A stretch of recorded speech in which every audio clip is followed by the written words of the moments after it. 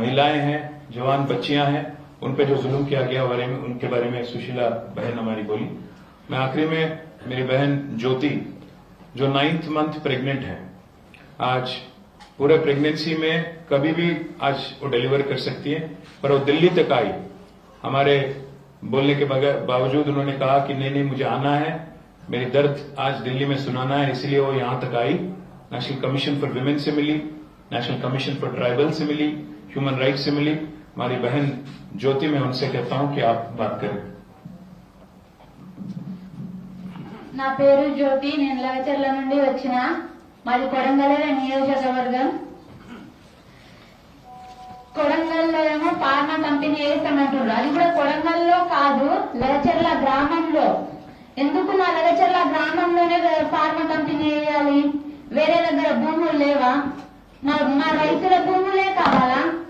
మేము రైతులను బతకకూడదా? మా రైతులను మేము ఏదో మా పొట్ట తిప్పకి ఉన్న భూముల పైన ఏదో పండించుకొని మేము పంటలు పండించుకొని తింటున్నాం. మేము తిని మరియు ప్రభుత్వానికి అందిస్తున్నాం, మిగిలిది మేము తింటున్నాం. మా రైతుల భూములే కావాలా ప్రభుత్వానికి? వేరే దగ్గర భూములు ఉన్నాయి కదా, వేరే భూములు తీసుకోవాలి. మరి మా భూములే ఎందుకు కావాలి? మా భూముల కోసం మేము 9 నెలల నుంచి ధర్నా చేస్తున్నాం. అయితే ఫార్మా కంపెనీ రాదు, పట్ట భూములు పోవు అని చెప్పిండ్రు. అయితే ఇన్ని రోజులు ధర్నాలు చేసి కూడా మీ పట్ట భూములు పోతాయి, మీ ఇల్లు పోతాయి, మీ ఊరు మొత్తం పోతుంది అని మాకు చెప్తుండ్రు. మరి వార్నింగ్ ఇస్తుండ్రు పైనుంచి, సంతకాలు చేయకపోతే బెదిరించి మరి సంతకాలు చేపించుకొని పోతాం, ఎందుకు చేయరో చూస్తామని బెదిరిస్తుండ్రు. మాకు ఫార్మా కంపెనీ వద్దు.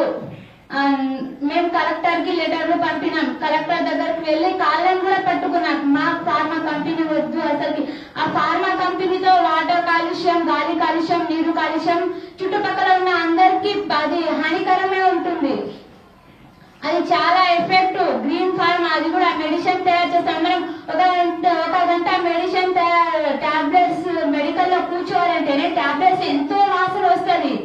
అప్పుడు మనం ఆడ చుట్టుపక్కల ఉన్న బతికేట్ వాళ్ళు ఎలా బతుకుతారు? ఎన్నో సంవత్సరాలు బతకాలి కదా, వాళ్ళ కొడుకులు ఎన్నో సంవత్సరాలు బతికేట్ వాళ్ళు అక్కడ ఎలా బతుకుతారు? అసలు పెరిగే పిల్లలు కూడా కరెక్ట్ గా పెరుగుతారా పెరగరా అది కూడా తెలియదు, ఆరోగ్యంగా ఉండరు. ఇంపార్టెంట్ పాయింట్, ఎవరైనా ఆడ ఉన్న వాళ్ళు ఆరోగ్యంగా ఉండరు. కనీసం ఒక చిన్న పచ్చని పంట చూడాలంటే ఒక చిన్న గడ్డి కూడా పెరగదు ఆ కాలుష్యం వల్ల. నీరు కాలుష్యం కూడా అవుతుంది, తాగడానికి వాటర్ కరెక్ట్ గా ఉండదు, మొత్తం ఆయిల్ ఉంటది. పోయేటి వాళ్ళు ఏడికి పోవాలి? రైతులకేం తెలియదు, రైతులు భూములు ఇచ్చేస్తారు, వాళ్ళ ఎంతో కొంత డబ్బులు ఇద్దామని అనుకుంటున్నారేమో ప్రభుత్వం. అది జరగదు. మేము సాగడానికైనా సిద్ధంగా ఉన్నాం, కానీ మా భూములు మేము ఇవ్వము. ఎందుకు ఇవ్వాలి? మా భూములు రైతుల భూములే ఎందుకు కావాలి నీకు? అది కూడా గిరిజన భూములే, లంబడి వాళ్ళ భూములే కావాలి. మేము ఎస్టీలే పోతున్నాయి. ఫార్మా కంపెనీ అనేది ఎస్టీ వాళ్ళకే వస్తున్నాయి. నువ్వు ఫార్మా ఎవరి కోసం పెడుతున్నావు? అల్లుడు కోసం పెడుతున్నావు, అన్న కోసం పెడుతున్నాం. మరి మా పిల్లల భవిష్యత్తు మేము రోడ్ పైననే బతకాలా? రైతుల మంది రోడ్ పైననే బతికి ఉండాలా? మేము ఎలా బతకాలి? మాకైతే భూములు కావాలి, మా భూములు మాకు కావాలని మేము ఢిల్లీ వరకు వచ్చినాం. ఢిల్లీలో పెద్ద పెద్దలు ఉంటారంట, వాళ్ళ కాళ్ళ పైన పడమంటే కూడా మేము పడడానికి సిద్ధంగా ఉన్నాం. ఎందుకంటే మా భూములు మాకు కావాలి, మేము ఫార్మా కోసం అని ఇవ్వము. అవి మా తాత ముత్తాతలు ఎప్పుడో సంపాదించి మాకు ఇచ్చిన భూములు, అవి ల్యాండ్ భూములు కావు, అన్ని పట్ట భూములే ఉన్నాయి. మీరు ఫస్ట్ నుంచి సర్వైవ్ చేసిండ్రు, అన్ని చేసిండ్రు, ల్యాండ్ పట్ట భూములు పోదని చెప్పిండ్రు. తర్వాత మా ఇంటితో సహా పోతుంది. ఇంటితో సహా పోతే మేము ఏడుకు వెళ్ళాలి? రోడ్ పైననే బతకాలా? ఎందుకు మేము రైతులం ఇంత చిన్న చూపు ఎందుకు అయిపోయినాం? మా కాళ్ళ పైన మేము బతుకుతున్నాం కదా, ఏదో ఒక పంటలు పండించుకొని మా బతుకు తీరు మేము ఏదో బతుకుతున్నాం.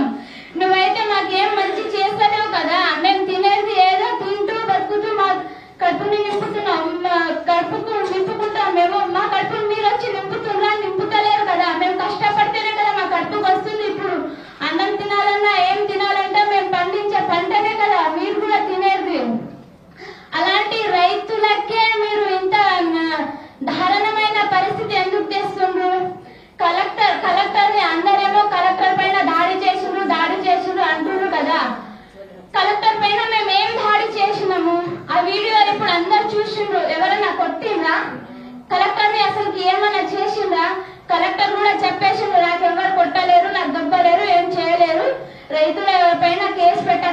పెట్టకండి, రైతులని వదిలేయండి అని చెప్పిండు కలెక్టర్.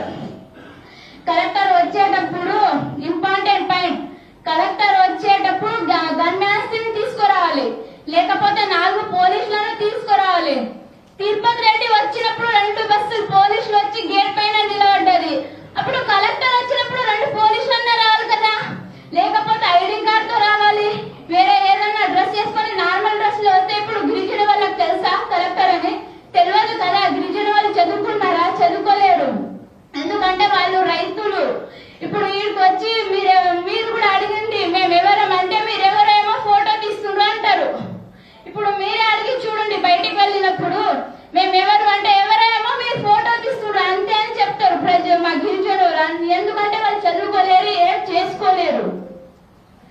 అప్పుడు దాడి జరిగింది అంటారు అందరు. దాడి ఎప్పుడు జరిగింది? మార్నింగ్ జరిగింది. మార్నింగ్ జరిగినప్పుడు పోలీసులు కూడా మార్నింగే కదా రావాల్సింది. మిడ్ నైట్ లో వచ్చి కరెంట్ బంద్ చేసి మరియు ఆన్లైన్ బంద్ చేసి ఆడపిల్లల పైన మిస్బిహేవ్ చేయడం, ఆడపిల్లలని దొబ్బడం, వాళ్ళని తిట్టడం, మరియు అందులో అందరు పోలీసులు తాగి రావడం ఇంపార్టెంట్ పాయింట్. ఇది ఇంపార్టెంట్ పాయింట్ ఆడపిల్లలకు. ఎందుకంటే మీకు కూడా ఉన్నారు, చెల్లెలో అక్కనో అమ్మనో ఎవరో ఉన్నారు కదా. మరియు పోలీసులు తాగి వచ్చి ఆడపిల్లని ఎందుకు మిస్బిహేవ్ చేస్తారు మీరు? ఎందుకంటే రైతులు వీళ్ళు ఏం చెయ్యలేరు, వీళ్ళకి ఏం శాత కాదు, ఏం చేయలేరు అనే కదా పోలీసులు వచ్చి మిస్బిహేవ్ చేయడం. ఆడపిల్లని పోలీసులను కొట్టే హక్కు ఉందా ఈ ప్రభుత్వంలో?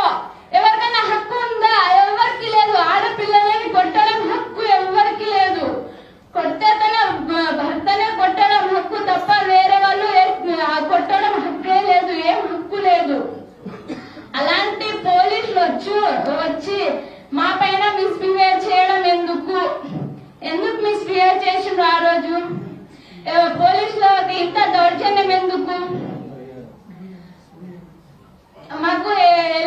మాకైతే ఇది వరకు న్యాయం కావాలి. పోలీసులకు ఏం చేస్తారో తెలియదు. మాకు మిస్బిహేవ్ చేసిన పోలీసులకు, జైల్లో ఉన్న పోలీసులకు, అంటే మా ఆయన జైల్లో ఉన్నాడు, కొట్టిండ్రు, బాగా కొట్టిండ్రు. చేతులకు వాతలు వచ్చినాయి, కాళ్ళకు వాతలు వచ్చినాయి, మస్తు ఏడుస్తుండ్రు. అసలు జైల్లో ఉన్న వాళ్ళందరూ కొట్టిన కానిస్టేబుల్ కి మరియు లేకపోతే ఎస్ఐ ఎవరు కొట్టిండ్రో మాకైతే తెలియదు.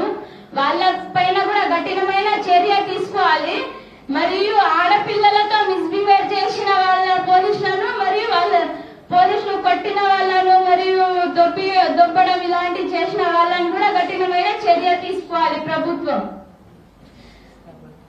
నా భర్త ఏమో జైల్లో ఉన్నాడు. మా భర్త ఏ తప్పు చేయలేడు. ఆ వీడియోలో మా భర్త అసలు అలోనే లేడు. ఎందుకంటే మా ఆయన మార్నింగ్ ఈవినింగ్ పాల బండి నడుపుతాడు. నాకైతే వెనుక ముందు ఎవరు లేరు, నేను ఒకదాన్నే ఉన్నా. నేను ఎవరికి చెప్పుకోవాలి ఇన్ని బాధలు? జైల్లో ఉన్నప్పుడు నాతోటి ఎవరున్నారని ఎవరున్నా ఉంటే కదా నేను చెప్పేది బాధ. మా ఆయన జైల్లో ఉన్నాడు, నేను ఇంటికాడ ఉన్నా. నాకైతే ఎవరు లేరు, హాస్పిటల్ కి తీసుకెళ్ళే వాళ్ళు కూడా ఎవరు లేరు. నేను ఎవరికి చెప్పుకోవాలి నా బాధలు? ప్రభుత్వాన్ని నేను కోరేది ఒక్కటే, జైల్లో ఉన్న అందరికి బయటికి రప్పించాలి. మరియు మాకు ఫార్మా కంపెనీ వద్దు, మేము సావడానికైనా సిద్ధంగా ఉన్నాం, కానీ మాకు ఫార్మా కంపెనీ వద్దు. సస్తే అందరం ఒకటే పారి సస్తాం. మాకు చంపి తీసుకుంటామంటే మా పైన బాంబులు ఇవ్వండి, మాకు చంపేయండి అందరికి. తర్వాత మీరు వచ్చి ఫార్మా కంపెనీ పెట్టుకోండి, ఏమన్నా పెట్టుకోండి. ఇన్ని రోజులు రాని తిరుపతి రెడ్డి మొన్న ఎందుకు వచ్చిండు మా ఊరికి, గ్రామానికి? మా మండలి, అది కూడా మా గ్రామానికి రాలేదు, మండలికి వచ్చిండు. అయితే మండలికి వస్తే మీరు దుద్దాల వాళ్ళతో మీటింగ్ మీకెందుకు? వచ్చేటి వాళ్ళు లెక్చర్లకు రావాలి, లేకపోతే రోటి బియ్యం తండా, పులిచెర్లకుంట తండాకు రావాలి. తిరుపతి రెడ్డి దుద్దాలకు వచ్చి ఎందుకు ఇవ్వరో చూస్తా నేను, భూములు అందరు భూములు తప్పకుండా ఇవ్వాలి, మీ దగ్గర నుంచి భూములు మేము తీసుకుంటాము, గుంజుకుంటాము అంటే ఆడవాళ్ళకి వచ్చి వార్నింగ్ ఇస్తుంటా మీరు? ఆడవాళ్ళకి వచ్చి వార్నింగ్ ఇస్తే మేము ఏం చేయాలి? ఉన్న మగవాళ్ళందరూ జైల్లో ఉన్నారు, మరి కొందరు అడవిలో ఎక్కడున్నారో అసలుకి సిచ్యువేషన్ చాలా ఘోరంగా ఉంది. మాది ఎక్కడున్నారో తెలియదు, ఏం చేస్తున్నారో. వాళ్ళు కడుపుకు అన్నం తింటున్నారో పూట తింటలేరు, అది కూడా మాకు తెలియదు. అండ్ ఇప్పుడు తిరుపతి రెడ్డి వచ్చి మీ దగ్గర మాకు భూములు కావాలి, ఎట్టి పరిస్థితులైనా మేము భూములు తీసుకుంటాము, ఎలా ఎవరో చూస్తాం మేము కూడా అని రైతులకు బెదిరియడం ఎందుకు? చేసే కాళ్ళు మీరు డైరెక్ట్ వచ్చి ఒకసారి అడగాలి, రైతులను ఒప్పించాలి.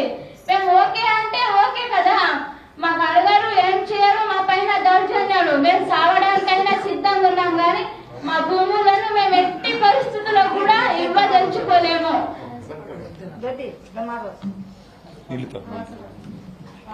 ज्योति का ये कहना था कि सीएम का